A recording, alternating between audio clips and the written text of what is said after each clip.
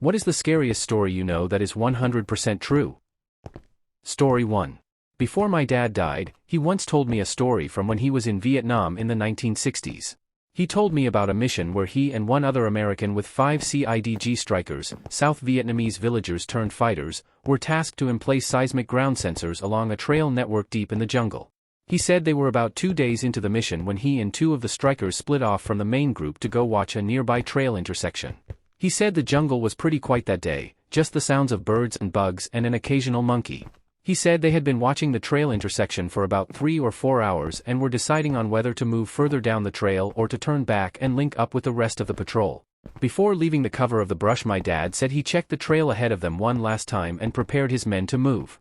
Now here is where the story gets interesting, and he told this part with absolute dead seriousness. He said just as he started to step out onto the trail, he sees a light-skinned black Union cavalry soldier in full battle gear laying alongside the trail just shy of the intersection. My dad said the Union soldier had 2 pistols, a Spencer rifle and a short curved club at his hip. As my dad was trying to process what he was seeing, the soldier looked directly at him and smiled. Then the soldier slowly placed a finger up to his lips as if to tell him to be silent and then motioned my dad back off the trail. My dad said he signaled for his men to remain hidden, and he recalled that as he slipped back into the jungle on one side of the trail, the Union soldier did the same on his side of the trail. Less than 10 seconds later, he said the lead element of a group of NVA, North Vietnamese Army soldiers, walked right through the trail intersection some 30 feet away. My dad estimated that the group was comprised of some 70 to 80 soldiers equipped with automatic rifles, light machine guns and rocket-propelled grenade launchers. He has no doubt that his entire team would have been wiped out on the spot. He said as soon as the enemy soldiers had passed, he and his team beat feet out of there as fast and as quietly as they could and rejoined with the rest of the patrol. He reported the enemy soldiers his team had encountered, but decided not to say anything about the soldier he had seen. My dad kept the secret for many years, only telling me just before he passed and earlier only telling his grandmother on her deathbed in the 1970s. He said when he told his grandmother, she smiled and without opening her eyes told him, "You saw old Red Tom." Red Tom was my great-great-grandfather. He was a half-black/half-Creek free man who was a scout for the Union Army during the Civil War and later served with the U.S. Cavalry in the American West. He was known for carrying 2 pistols, a Spencer rifle and a Creek war club into battle.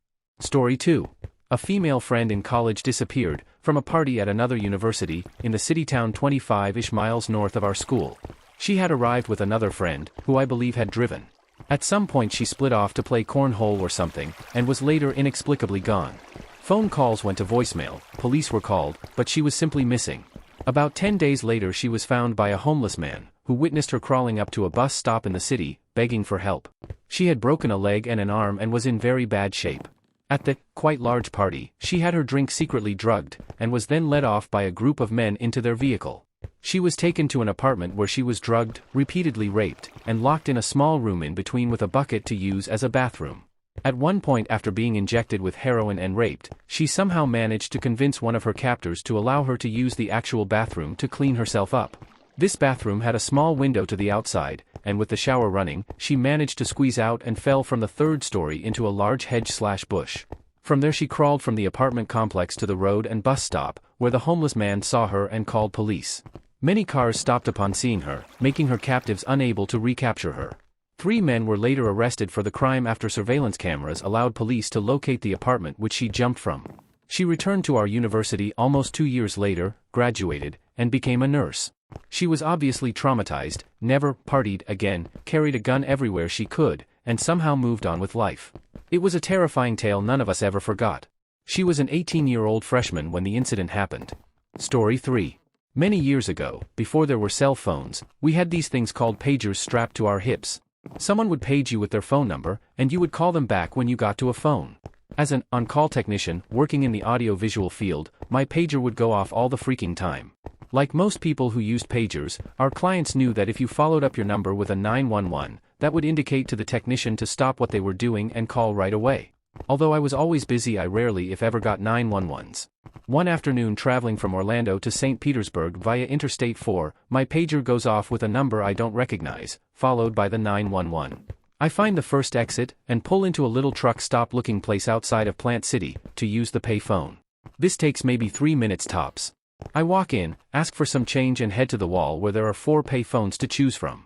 I pop my quarter in and dial the number displayed on my trusty pager. It rings, and rings, and rings, and rings. I'm thinking to myself, WTF? Who would page me with a 911 and not answer their phone? It's just about then that I notice another ringing sound in addition to the one in my ear. I pull the handset from my ear and 2 phones over on the wall. Another pay phone is ringing, but with an incoming call. I hang up the handset and the ringing stops on the other phone.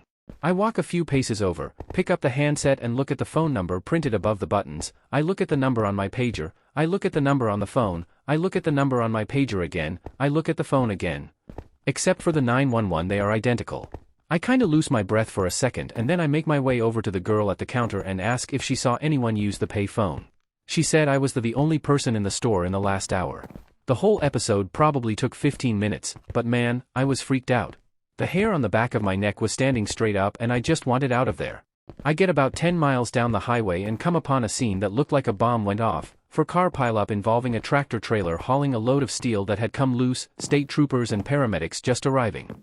I pulled over to the side and helped the best I could, but it was all pretty much over once it began. I have no idea why I got that page or from whom or what, but I'm convinced that if I hadn't, I would not be alive to write this today. Story 4. When I was a baby, my dad played on a softball team. Typical social team, out for beers and pizza after with the guys, family event type thing. My parents were good friends with 2 of the other couples, both of them had young kids as well. On this occasion, the other 2 couples had left their kids at one of their houses, with a babysitter they were splitting. They invited my parents back to the house to have some more beers that night, but I was being fussy and my mom nixed the idea, though they would 100% have normally gone back to hang out. Well, it turned out my fussiness on that day saved our lives. When the other parents got back to the house, they walked in on a home invasion. 2 men had broken in, tied up the kids and the babysitter, and her boyfriend, and were waiting for the parents. Took the parents hostage as well, and made the dads drive with them to bank/a grocery store where one dad was manager and clear out accounts/a safe. They then came back to the house, and slaughtered both families, the babysitter, and her boyfriend. Kids included. They caught the 2 guys later on. My dad attended the trials, and said it was the first time he had ever had thoughts of supporting the death penalty. It still gives me chills to know how close we came to getting killed that day, too. Story 5. So my preschool teacher, who also ended up somehow changing jobs and becoming my 11th grade English teacher and had a super interesting life. Her mother had some super famous book, her father worked high up in the government, but enough about her family. First, let me describe her to you. She had dark hair and blue eyes, you'll see why this matters in a minute.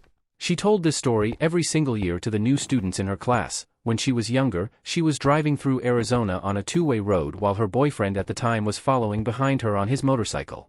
For those who don't live in Arizona, certain stretches of it can be quite isolated and deserted.